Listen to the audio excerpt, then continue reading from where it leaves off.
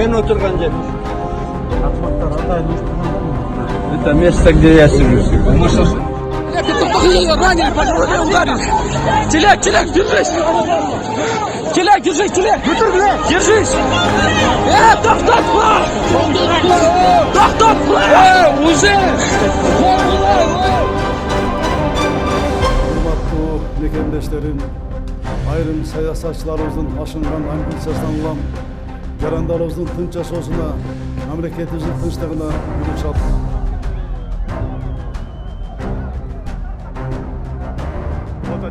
Ne ki